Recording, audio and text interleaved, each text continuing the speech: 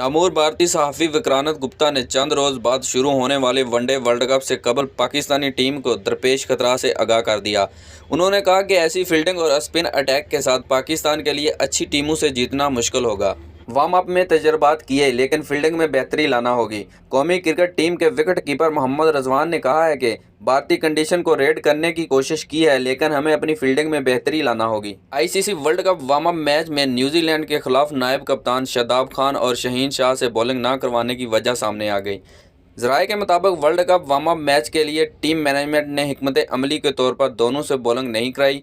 इस हवाले से मैनेजमेंट दीगर बॉलर्स को ज़्यादा मैच प्रैक्टिस देने की ख्वाहिशमंद थी। दलील खिलाड़ियों ने कौमी क्रिकेट टीम के कप्तान बाबर आजम को वर्ल्ड 11 के टॉप ऑर्डर में शामिल कर लिया। डेल स्टीन के 5 फेवरेट बॉलर्स में पाकिस्तान का बॉलर शहीन शाह अफरीदी को भी शामिल कर लिया गया। वर्ल्ड कप शुरू होने से कबल शादाब खान को एक बड़ा धचका।